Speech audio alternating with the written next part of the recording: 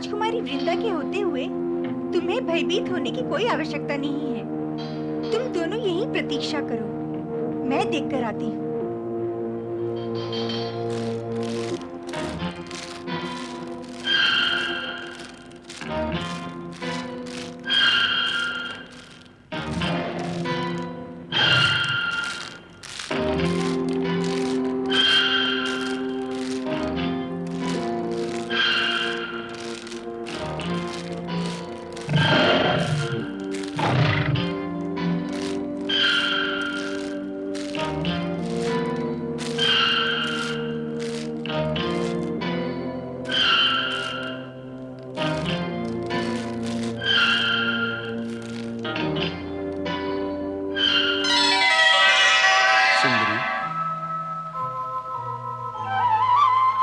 सुंदरी, मैं ये पुष्प गुच्छा आपको भेंट करके आपसे प्रणय निवेदन करने के लिए इच्छुक हूं। कृपा करके मेरी भेंट स्वीकार करें। कदापि नहीं।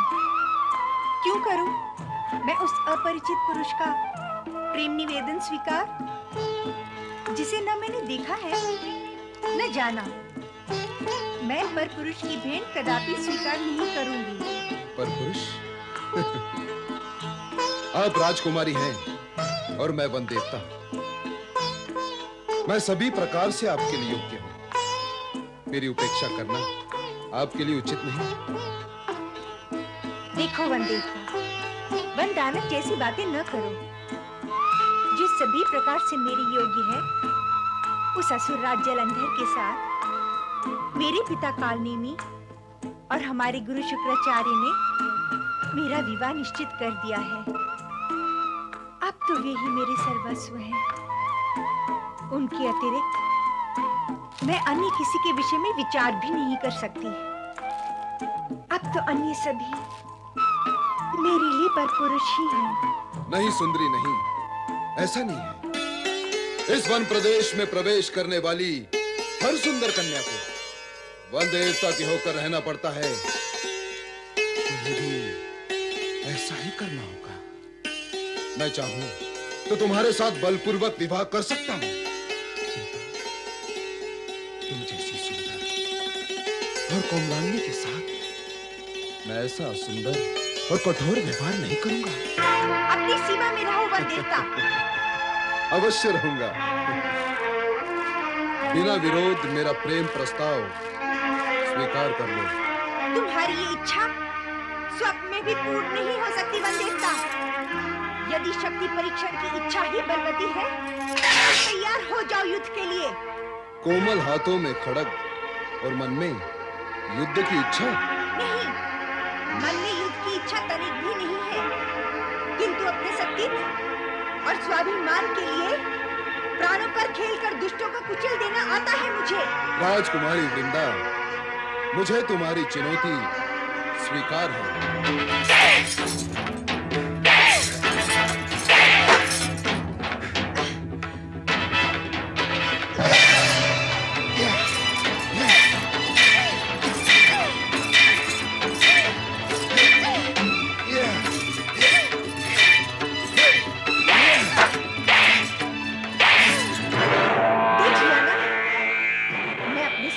स्वाभिमान की रक्षा कर सकती हूँ ना?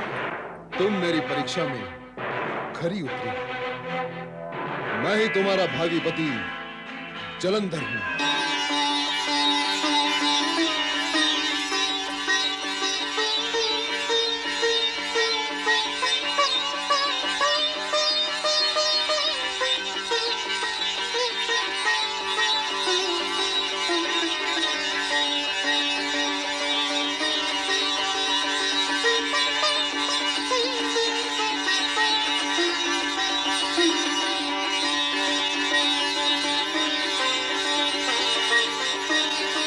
मैं तुम्हारी वीरता और साहस से अति प्रसन्न हूं। ये जानकर कि मैं ऐसी वीरांगना को पत्नी के रूप में प्राप्त करूंगा। अब शीघ्र ही मैं तुमसे विवाह कर तुम्हें राज सिंहासन पर बिठाऊंगा।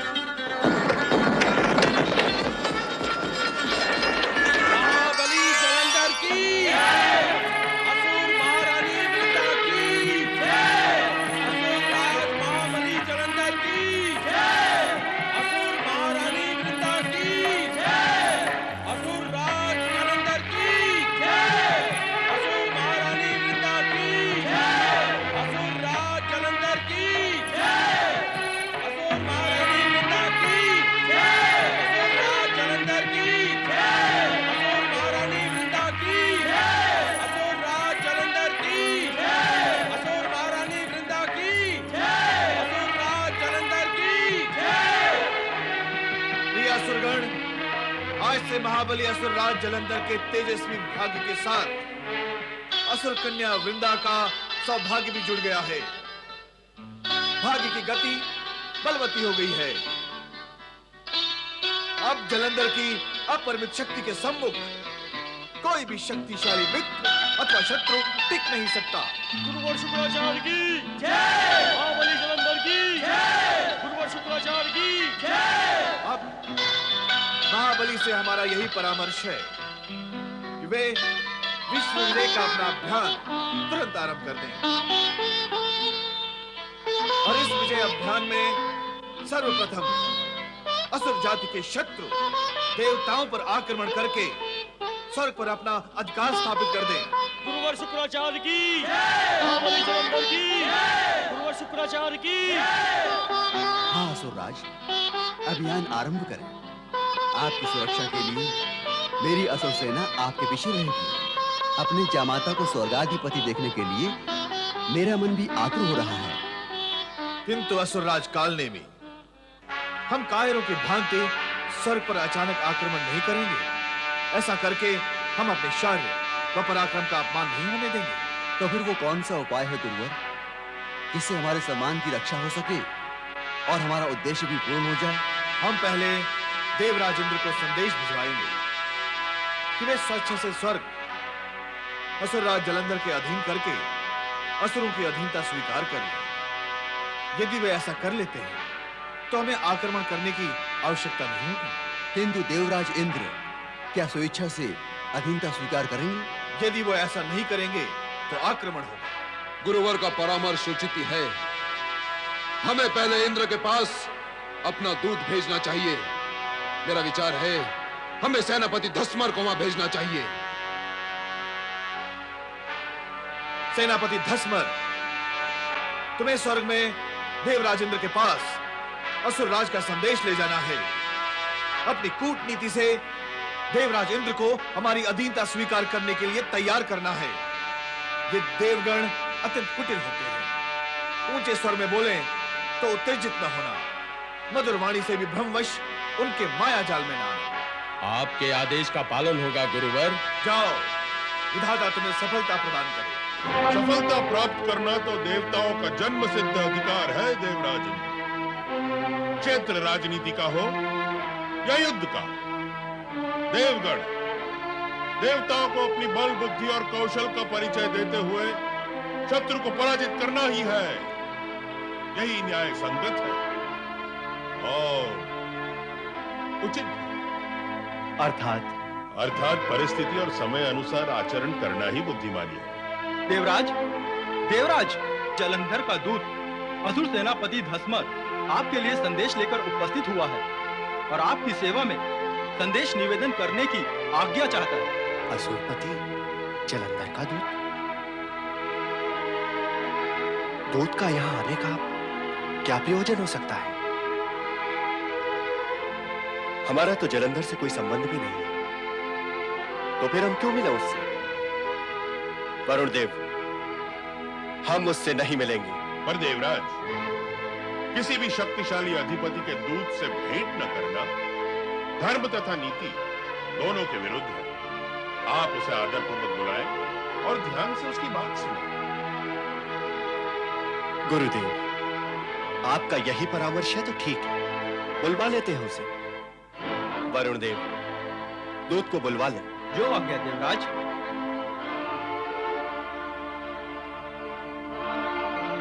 गुरुदेव, आपके अनुमान से ये दूत किस प्रयोजन से आया होगा? प्रयोजन तो निश्चित रूप से विस्तारवादी ही होगा देवराज। जब एक दुष्ट और शक्तिशाली किसी अपरिचित के पास आता है तो उसमें उसका कुछ स्वार्थ विशेष निहित होता है। देवराज इंद्र को असुराधिपति जलंधर के दूत धस्मर का नमन।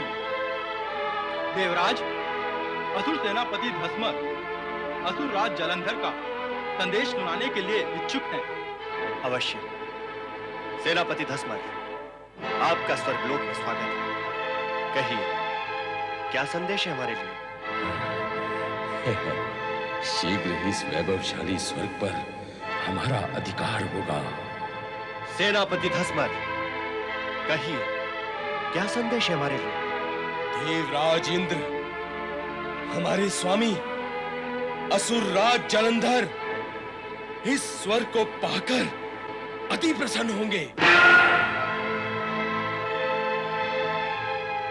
देवराज इंद्र, मेरे स्वामी की इच्छा है कि आप उनकी अधीनता स्वीकार कर लें तथा इस स्वर्गलोक की सत्ता को उन्हें सौंप दें ताकि देव असुर युद्ध को टाला जा सके। देवराज, क्या हम कायर हैं जो युद्ध के भय से अपना स्वर्ग सौंप दें? क्यों सौंप दें? इस दृष्ट का ये साहस, इसकी जिह्वा काट देनी चाहिए देवराज। साहस तो इसके स्वामी जलंधर ने किया है देवराज, दंड तो उसे ही मिलना चाहिए। दंड उसे भी मिलेगा, पर इस समय धृष्टता इस दुष्ट के द्वारा हुई है। तो इस दुष्ट को यही समाप्त कर देना चाहिए। मेरे साथ क्रूर और दुर्व्यवहार करने का परिणाम जानते हो? महाबली जलंधर तुम सभी को जलाकर भस्म कर देंगे। सेनापति धस्मर,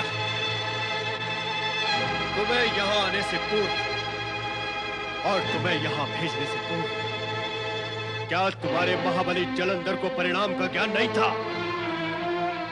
उसने तुम्हें यहाँ भेज दिया और तुम संदेश लेकर आ गए। तो क्या हम तुम्हें स्वर्ग सौंप देंगे? मिट्टी के बने हुए हैं हम।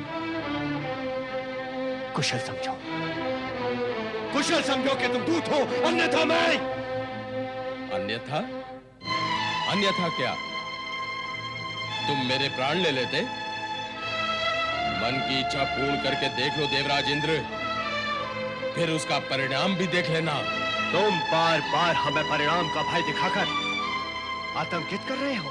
इसकी मन और वाणी पर असुर जलंधर बैठा हुआ बोल रहा है देवराज। इसे समाप्त कर दे देवराज, इसकी वाणी पर विराम लग जाएगा। तुम सत्य कह रहे हो मेघदेव, यही उचित होगा। नीच, अधम, नहीं देवराज, नहीं। अतिथि और दूत दोनों सम्मानीय होते हैं और हमारी परंपरा भी उनके प्रति सदा आदर भावना की ही रही है। आज भी हम अपनी परंपरा के विरुद्ध आचरण नहीं करेंगे। किंतु गुरुवर, नहीं वरुण देव, नहीं। दुर्व्यवहार देवताओं को शोभा नहीं देता और देवराज भी इस सत्य का समर्थन अवश्य करेंगे कि दुर्व्यवहार केवल दुर्जन करते हैं, प्राणी मात्र के प्रति सद्भावना रखने वाले देव या मानव नहीं। आपके कथन की सत्यता को नकारा नहीं जा सकता गुरुदेव, किंतु हमारे प्रति किया गया धृष्ट व्यवहार भी हम सहन नहीं कर सकते। स्वयं आप ही कहें कि इस दूत को क्या उत्तर दिया जाए। इस ओर से आप निश्चित रहे देवराज, ये कार्य हम स्वयं करेंगे। असुरराज जलंधर के दूत सेनापति धस्मर, अपने स्वामी से जाकर कहो स्वर्ग देवताओं का है और सदा के लिए रहेगा। यदि उसने इस ओर दृष्टि भी की तो देव असुर युद्ध अनिवार्य हो जाए। असुर युद्ध से कभी पीछे नहीं हटते, वो सदैव युद्ध के लिए तत्पर रहते हैं और अब आप भी तत्पर हो जाएं। असुर राज महाबली जलंधर की जय। अब आप असुरराज जलंधर के आक्रमण को निश्चित मानकर किसी भी सहायता की अपेक्षा किए बिना युद्ध की तैयारियां करें। देवगण, युद्ध की तैयारी करो। हमें असुराधिपति जलंधर को ऐसी शिक्षा देनी है कि समस्त असुर जाति सदा सदा के लिए अपनी दुष्टता और नीचता भूल जाए। युद्ध चाहते हैं।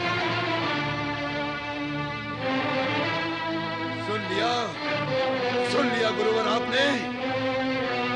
कायर देवता युद्ध चाहते हैं, वो भी महाबली जलंधर के साथ। हम उनकी इच्छा पूर्ण करेंगे दैत्यराज जलंधर। इससे पूर्व अनेक बार असुरों ने देवताओं की शक्ति छिन्न भिन्न करके स्वर्ग पर अधिकार किया है। इस बार पुनः असुरों ने पराजित करके पूर्व कथा दोहराएंगे। सेनापति धस्मर, आज्ञा करें दैत्यराज। युद्ध की तैयारियां करो। असुरगण, अपनी संपूर्ण शक्ति को संगठित करो और पूर्ण वेग से स्वर्ग पर आक्रमण करके देवताओं को परास्त करो। महाबली दैत्यराज जलंधर की जय। नारायण नारायण नारायण, श्रीमन नारायण नारायण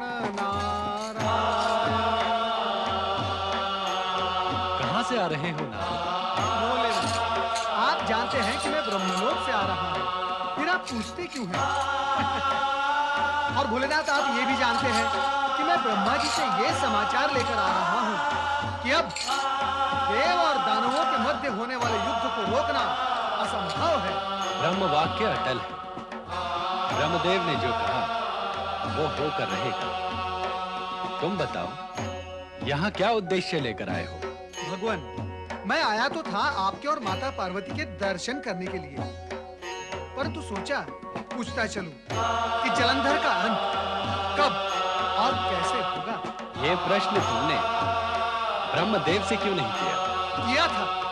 किया था मैंने भगवान, किया था, परंतु परमपिता ब्रह्मा जी का कहना है कि अवधूतेश्वर ने जलंधर को अपने क्रोध से उत्पन्न किया था, इसीलिए उसके उत्कर्ष तथा अंत के विषय में बताने का एकमात्र अधिकार भगवान को ही है। तो सुनो नारद, हम अपने अधिकार का उपयोग इस समय करना नहीं चाहेंगे।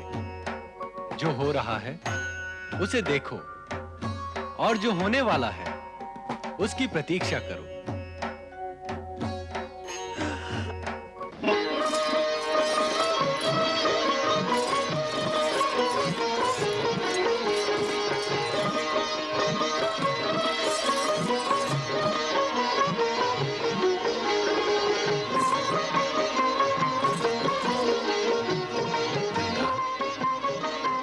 तुम्हारा प्रेम मुझ में समाता नहीं, पूजा कहाँ समाएगी?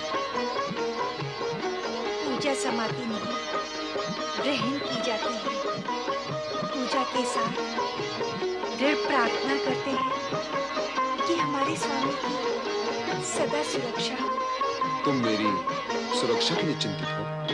चिंतित नहीं, मैं आपकी सुरक्षा की इच्छुक हूँ। मेरा दृढ़ विश्वास है कि युद्ध में प्रबल से प्रबलतम शक्ति भी आपका बाल बांका नहीं कर सकेगी। मेरे पराक्रम पर तुम्हें इतना विश्वास है? हाँ स्वामी, आपके पराक्रम और अपने पतिव्रत धर्म पर।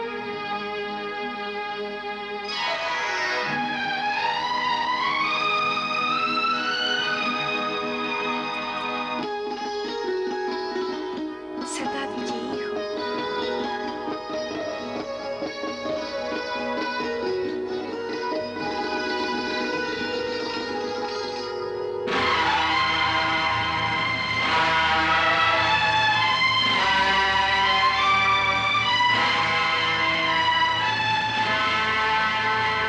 देवराज, देवराज, क्या हुआ वरुणदेव?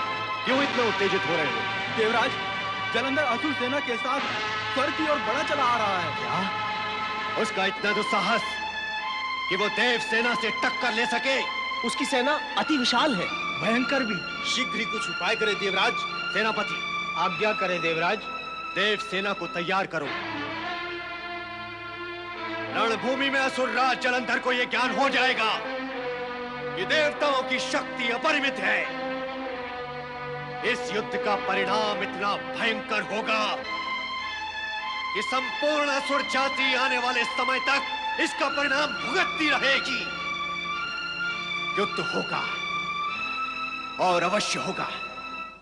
संग्राम! संग्राम!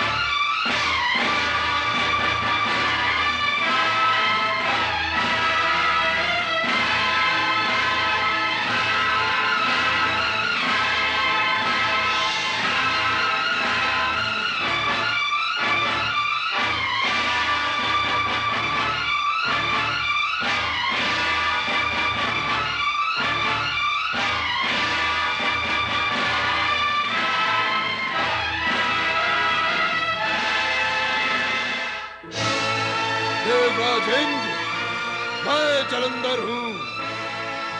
सदा विजयी का दूसरा नाम है जलंधर।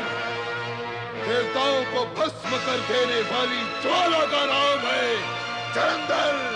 सत्य मानो, जगत के ईश्वर का नाम है जलंधर।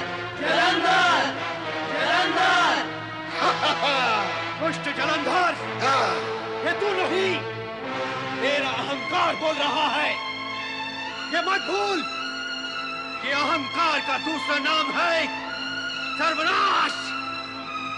जब जब असुरों ने अत्याचार के लिए मस्तक उठाया है, देवताओं ने उसे कुचल डाला है। ये सनातन सत्य है। हे, संभाल!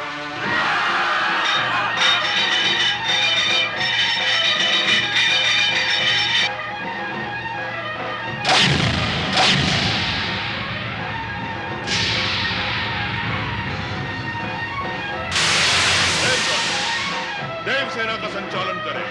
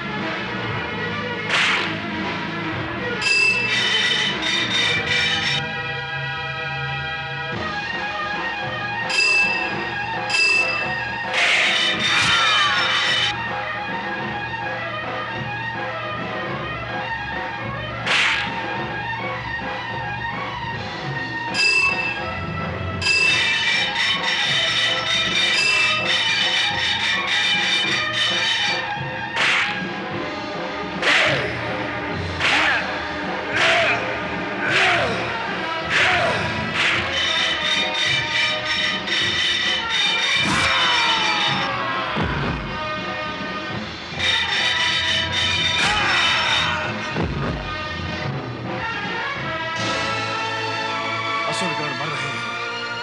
नहीं, भगवान शिव से प्राप्त मृत संजीवनी विद्या से मैं असुरों को पुनर्जीवित करूंगा और उन्हें पुनः देवताओं से युद्ध करने के लिए भेजूंगा।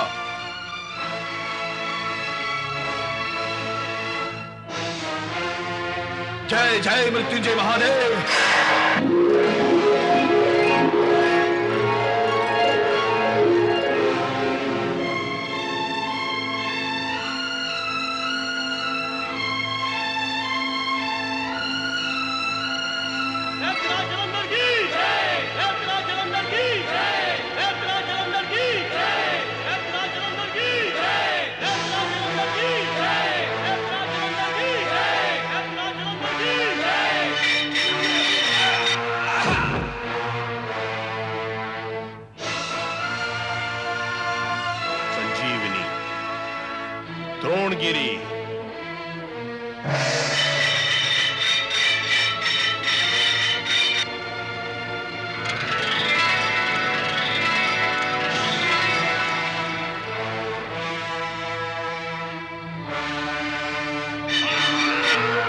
शिवाय द्रोणगिरी।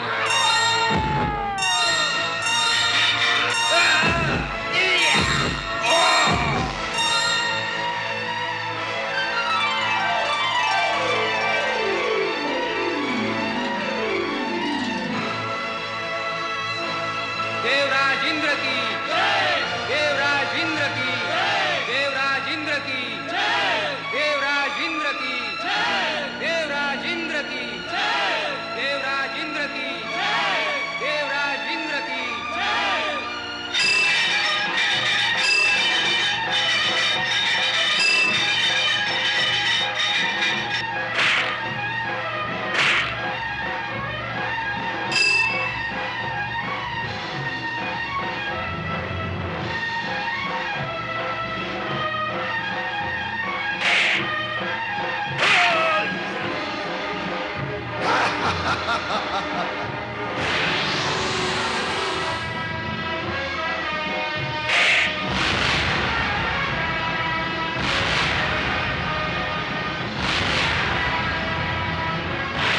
ओम नमः शिवाय। ओम नमः शिवाय।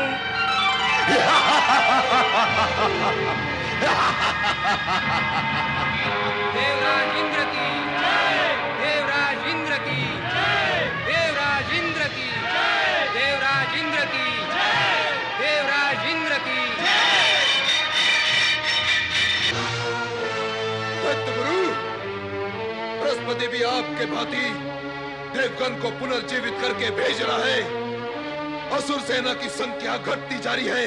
अब कुछ कीजिए गुरुवर, कुछ कीजिए।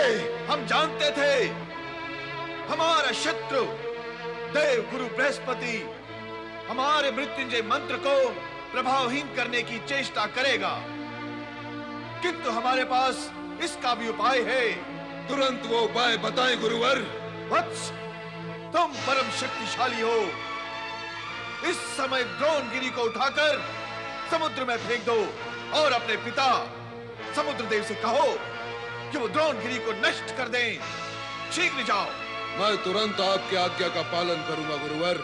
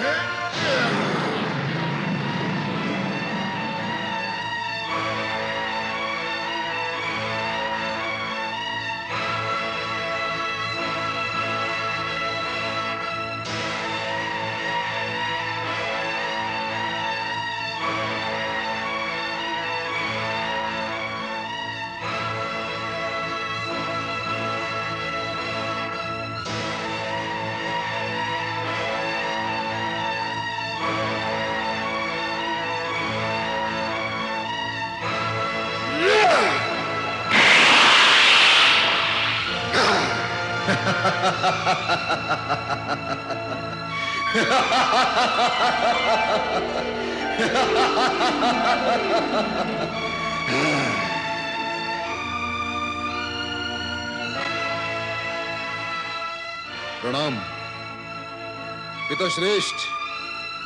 इस द्रोणगिरी पर्वत को पाताल तक पहुंचा दें, ये दैत्य गुरु शुक्राचार्य का आदेश है।